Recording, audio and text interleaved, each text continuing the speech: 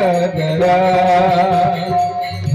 बिरना बदरवा मोरे बिरना बदरवा मोरे बिरना बदरवा मोरे बिरन बदरा मोरे बिरन बदरा हमरो लिहल दर्शन सभा मोरे बिरन बदरा हमरो लिहल दर्शन सभा मोरे बिरन बदरा हमरो लिहल दर्शन सभा मोरे बिरन बदरा मोरे बिरन बदरा मोरे बिरन बदरा।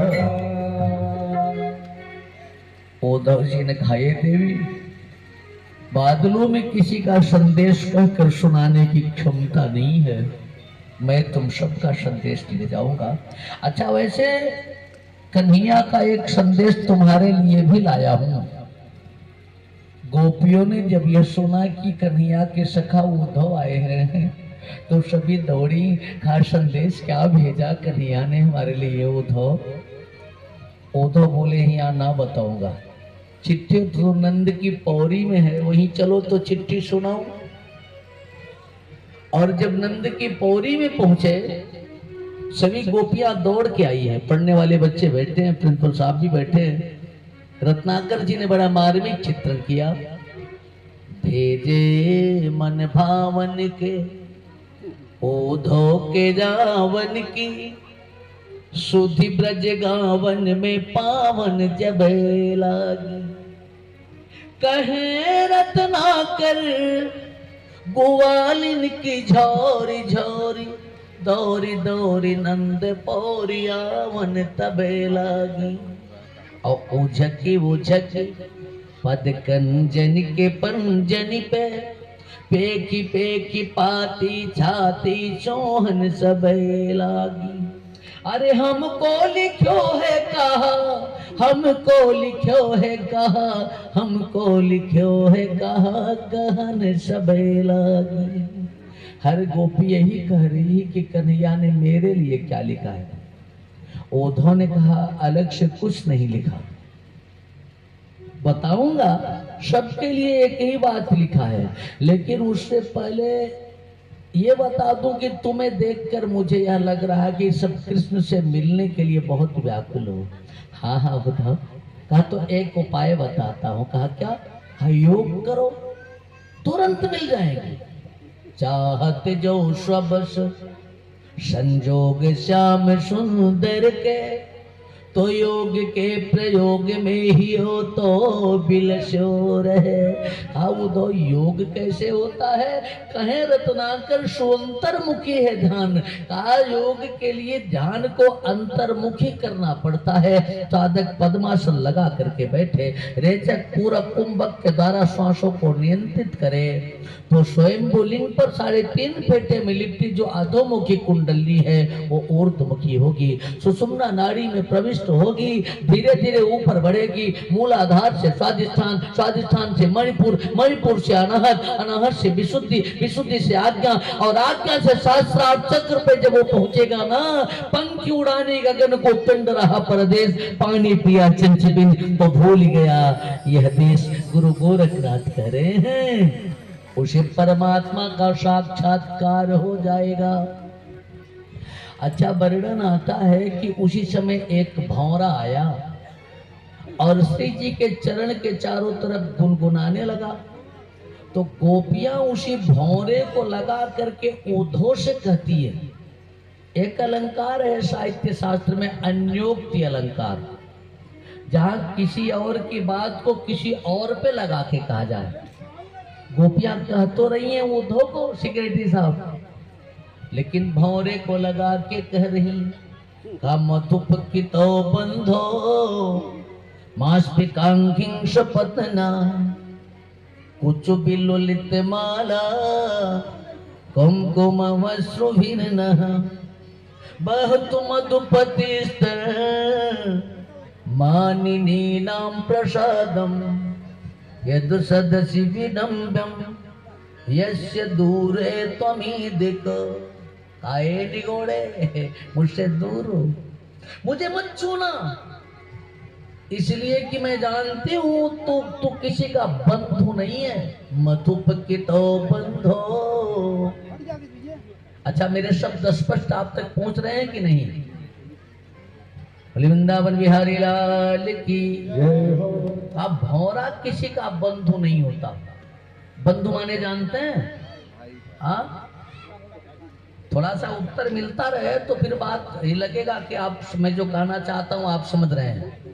बंधु माने भाई, बंधु माने भाई नहीं होता है। भाई के अर्थ में बंधु शब्द को लोग प्रयोग करते हैं।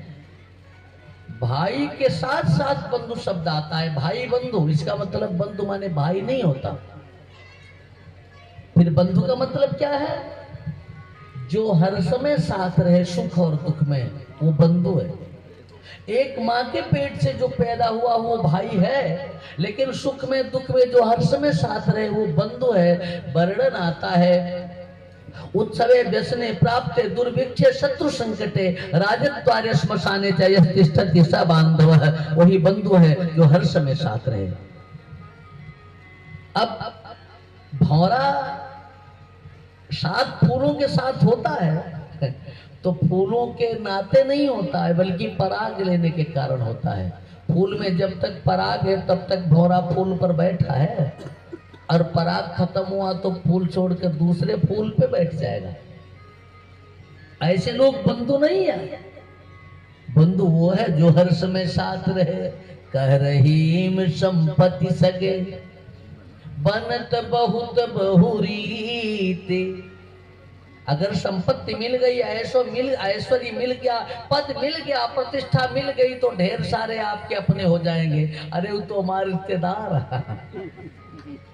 लेकिन अगर वैभव दूर हुआ तो अपने भी कभी कभी मुंह छुपा लेते हैं, परिचय देने में घबराते हैं। कहा मधुप की तो बधो शपथना। अरे दूर होने गोड़े मुझसे, मुझे मत छूना, तू छलिया है। तब तक एक ने कहा काला है ना, भौरा काला होता है। भौरे को देखा आप लोगों ने कि नहीं देखा है? तो एक दूसरे गोपी ने कहा ये शरीर से ही नहीं मन से भी काला है, और हर काले कपटी होते हैं। विनोद भैया ये पंखा जरा सा नीचे करो, खरखराहट हो रही है। हाँ, हर काले कपटी होते हैं। एक उदाहरण दिया, का त्रेता में एक काल आया था। मृगयुरेव कपिंद्रम विद्यते लुब्ध धर्मा। राम जी की तरफ संकेत है। मृगयुरेव कपिंद्रम, ठीक है, विद्यते लुब्ध, थोड़ा सा का भौरा बाली तो बंदर था ना, और बंदर को मारना बहुत बड़ा पाप होता है। का बाली बंदर था और उस बाली को छुप करके उस काले ने मारा। मृगयुरेव कपिंद्रम विद्यते लुब्ध धर्मा। अधर्म किया। अगर मारना ही था सामने आकर के मारता तो पता चलता कि कितना बड़ा वीर है। पेड़ की ओर से छुप करके मार दिया, ये अधर्म किया। एक दूसरी गोपी ने कहा अरे जाने दे उसको, बाली तो बंदर था। बेचारी शूरपणखा ने क्या किया था, खाली विवाह का प्रस्ताव लेकर गई थी ना। तो सम पुरुष नमो सम नारी, यह संजोग विधि रचो बिचारी, विवाह कर लो। अगर विवाह नहीं करना था तो इनकार दिया होता, नहीं करूंगा। नाक कान कटा कर उस सुरूपा को कुरूपा बना दिया। स्त्रियम कित विरूपा स्त्री जीत कामयाना। उस सुंदर सी स्त्री को कैसा कुरूप बना दिया। तुम ही सोचो सखी, जिस नारी की नाक कट जाएगी वो कितनी डरावनी लगेगी, कौन उससे शादी करेगा। हा? तो छल से नाक कटाया। तब तक एक दूसरी बोली अरे जाने दे उसे, यह बात त्रेता की है। सतयुग में देख ले, यज्ञ यज्ञादि कर्म करना तो अच्छा काम माना गया है काका।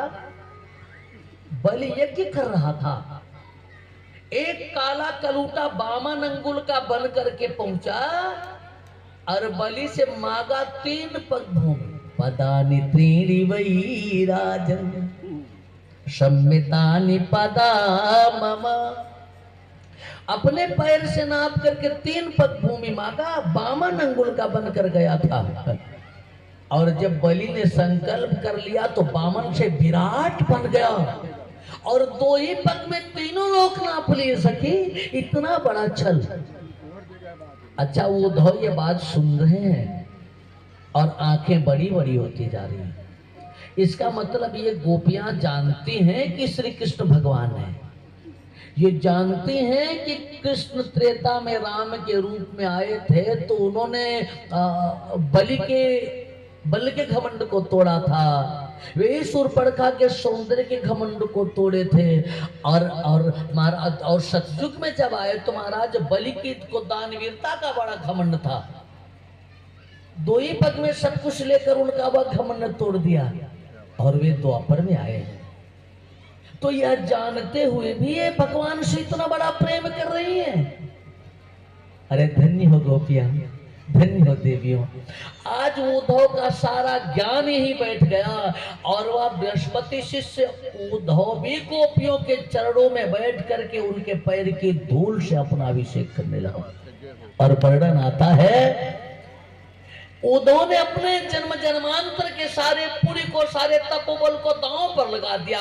परमात्मा को पुकारा, ठाकुर तू जगन नियंता है, तू जगदात्मा और परमात्मा है, तू हर किसी को उसके कर्म का फल देता है ना। अगर यह बात सच है तो यह बृहस्पति शिष्य उद्धव अपने जन्म जन्मांतर के पुण्य के बदले आज आपसे एक चीज चाहता है, एक पद चाहता है। क्या? भगवान ने सोचा शायद ब्रह्मा का पद मांग ले, इंद्र का पद मांग ले, शंकर का पद का मुझे नहीं चाहिए। न नाग पृष्ठम न च सार्वभौमम न पारमेष्ठम न रसाधिपत्यम। नाग पत्नियों की तरह कहा कि मुझे सब कुछ नहीं चाहिए, मुझे ब्रह्मा शंकर और इंद्र का पद नहीं चाहिए।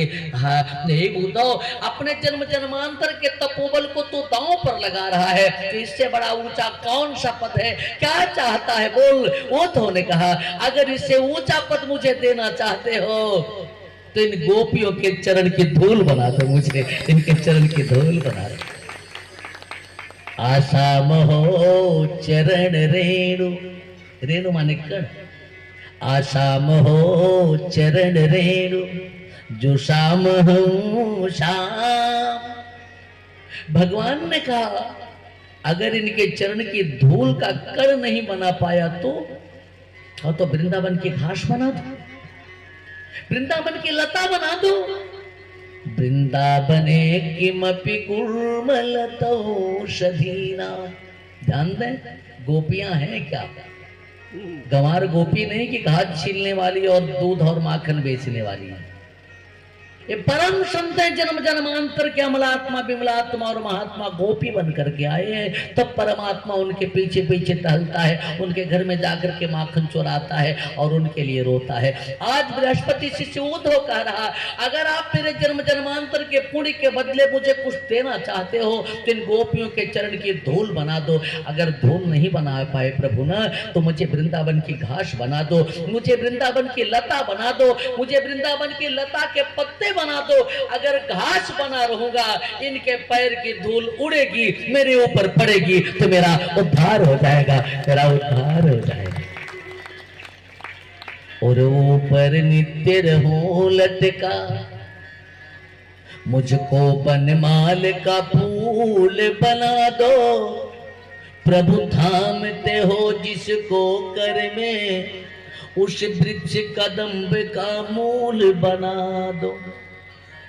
टकराती रहे जमुना की तरंग, मुझे कालिंदी का कुल बना दो। इनके पद कल्ज छूंगा कभी, ब्रजराज मुझे ब्रज धूल बना दो। ब्रजराज मुझे ब्रज धूल बना दो। और जब गोपियों की चरण की धूल से अपना अभिषेक किया ना उद्धव ने, उस चरण रज को जब अपने माथे से लगाया, अपने हृदय से लगाया, तो उद्धव को दिखा कि ब्रज के कण कण में कन्हैया का वास है, उन लताओं में, उन पत्तों में, उन गायों में। चतुर्दिक उन्हें भगवान कृष्ण दिखने लगे। एक दिन के लिए आए थे और उन प्रेमी भक्तों के बीच 6 महीने रह गए। भक्त के बीच रहकर भगवान को भूल ही गए। रोज कुछ न कुछ कन्हैया की चर्चा चलती। और 6 महीने बाद याद आया, कन्हैया से कहा था कि मैं आज जा रहा हूं, कल आ जाऊंगा, चले। तो हर गोपी ने उपहार दिया कि मेरी तरफ से भगवान को ये दे रहा। धाजी जित तिते विदाजी हेत बूधो की, गोपी भरियारत संभारत न सांसरी। कहे रत्नाकर मयूर पक्ष को लिए, तो को गुंजे अंजुरी, उमा है प्रेमाशुरी। कोई मोर का पंख लेकर के दौड़ी कि कन्हैया को दे देना, तो कोई गुमची लेकर के दौड़ी, इसकी माला पहनते हैं कन्हैया। और तो और, लेकिन माँ हमेशा बच्चे का पेट देखती है। यशोदा ने माखन का कटोरा दिया, मेरा कन्हैया भूखा होगा। पीत पट नंद जसुमति नवनीत नया, कीरति कुमारी सुरबारी दैवांशुरी। बाबा नंद ने पीला वस्त्र दिया। ये पिता है। अच्छे लोग बैठे, नौजवान साथी ध्यान दें। पिता की बनियान भले फटी हो, लेकिन सोचता है कि मेरा बेटा अच्छे कपड़े पहने, सुंदर लगे। दाल खत्म हो जाए, मां भले सूखी रोटी खा करके सो जाए, लेकिन बेटे को जबरदस्ती थोड़ा सा खिलाती है। काका बहला फुसला के, ये काका का हिस्सा कहा है, ये भैया क्षंती है,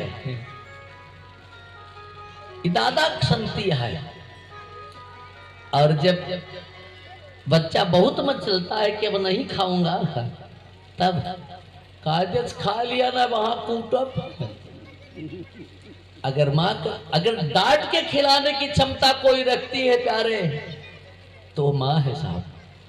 पीत पट नंद जसुमति नवनीत नयो, कीरति कुमारी सुरबारी दैवांशुरी। उद्धव ने सारे उपहार अपनी झोली में रखे, लेकिन 2 अपनी आंख से ओझल नहीं कर पाए। एक तो माखन का कटोरा और दूसरे बंशी।